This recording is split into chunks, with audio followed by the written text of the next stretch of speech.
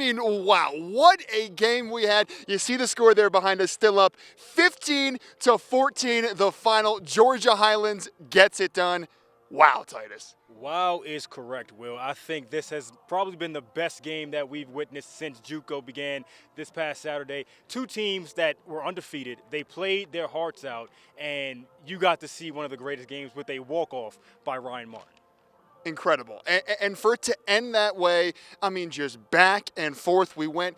It seemed like, Titus, that whoever was hitting last, whoever was the home team, was going to win this game because Blinn, they had taken the lead in the top of the ninth. Look at that. They scored 3 runs in the 8th, 3 runs in the 9th. Meanwhile, Georgia Highlands, 5 runs in the 8th, and then the big 2 in the bottom of the 9th. There, that home run by Martin to win it. Simply, we still can't believe what we've witnessed here at Simplesio Field tonight. Can't witness at all, but all I can say, I'm amazed with the resiliency from the Chargers. They never gave up. Even when that controversial call happened in the bottom of the 9th, they still had that team morality. They still say, we can get this done. Great job by the head coach, and they are moving on to the next round to face, I believe it's the team that you chose to go all the way. That is correct, Titus. Exactly that. The 2 teams we picked, Georgia Highlands and Northwest Florida, in the Final Four tomorrow. And then our first game of the day will be the loser of this game, Blinn and Florence Darlington Tech. And we saw that game last night on a Tuesday night, and it was a run rule win for the Blinn Buccaneers. They'll look to do that again.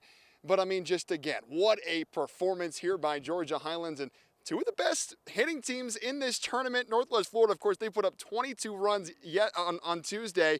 And now the Chargers, they put up 15 here tonight, and that's going to be a great one tomorrow. Yeah, it's going to be tough, man. I kind of built a bond with some of the Northwest Florida boys over there, so it's going to be hard for me to root against them, but I'm sticking firm with my Georgia Highlands Chargers. They have not disappointed me throughout this entire tournament, so I'm riding with them for the championship. Now, I feel the same way about Northwest Florida, but after the press conference we had with the Georgia Highlands Chargers, let's just go listen to what Coach had to say, because it was awesome. Throughout this game, I tried to remind them that when you're in the backyard as a little kid, nobody dreams about being in a blowout.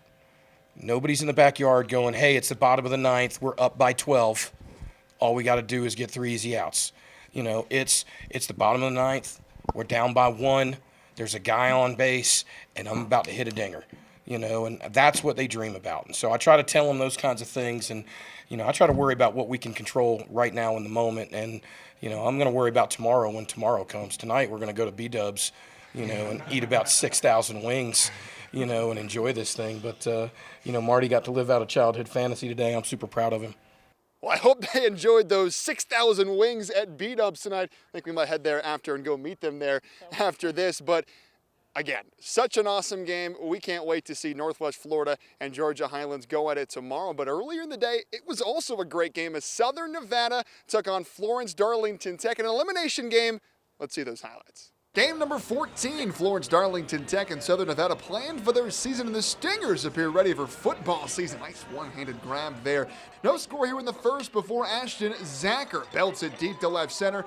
And here comes the big fellow, Mikey Cruz, chugging all the way from first. Look at the big boy fly coming on home and sliding in safe. He's rightfully out of breath for a run like that. Coyotes on the board first. It's 1-0 Southern Nevada. To the second, Tyler Kammerer absolutely crushes this ball towards left, and that ball is gone. It's a solo for Kammerer, and it is a big one as it ties this game at 1. And just like Blinn, Flodars got that full team celebration up, and boom!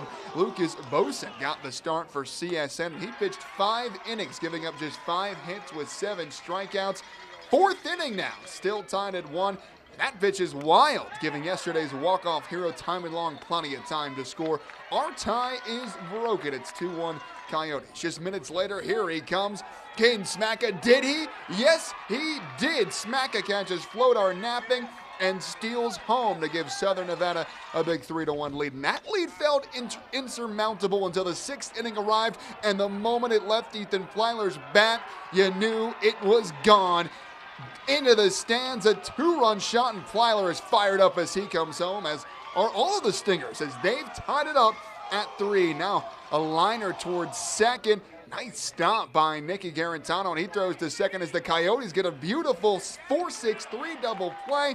But with still only 2 outs, the Stingers scored as they take a 4-3 lead. Still in the 6th, Jackson Proctor sends it flying straight into center. It carries, and it is gone. The 3rd Flodar dinger of the day, and this one is as big as any. Another 2-run shot as Florence Darlington Tech behind a 5-run 6th.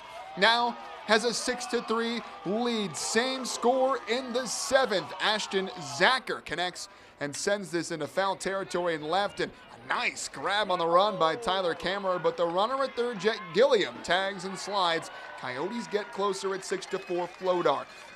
And when you're trying to protect the lead, you need big plays in the field like this. Heck of a diving grab by J.P. Cunningham in the 8th. Bottom of the 9th, Coyotes still down 2. And how about this play by the Stingers? Somehow shortstop Brad Waller steps on the bag and got it to first. They would have to take a look at this under review, but it was confirmed a double play. So one more out for Southern Nevada, and it's popped up deep in the left, and Cunningham puts an end to this one as Florence Darlington Tech, behind some great fielding and some great pitching by closer Derek Duval, take down Southern Nevada and end their season with a 6-4 win. And the Stingers' go-to closer Duval, well, he's been doing this all year long.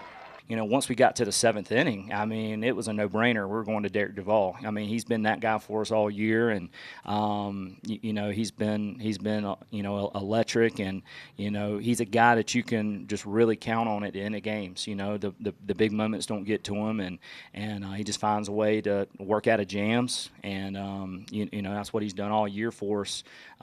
He's just a special arm, and he has a bright future, and hopefully we'll get to see him pitch a couple more times. Doing it all year, I said it last interview, but doing it all year, come in and shut the door. So it's just kind of my thing, I guess, right now.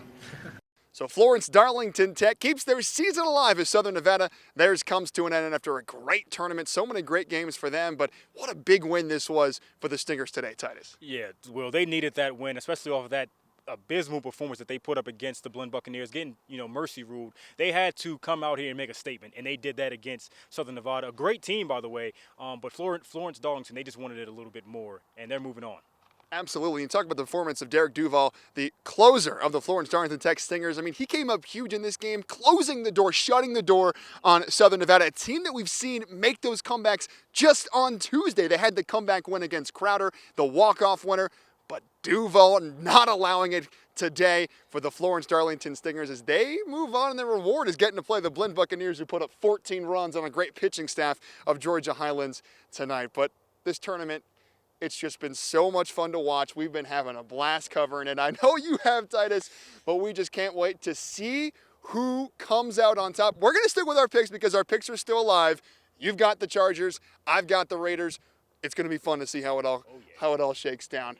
But here from Simplesio Field, that's all our time for sport. He's Titus Cleveland. And I'm Big Will Evanson.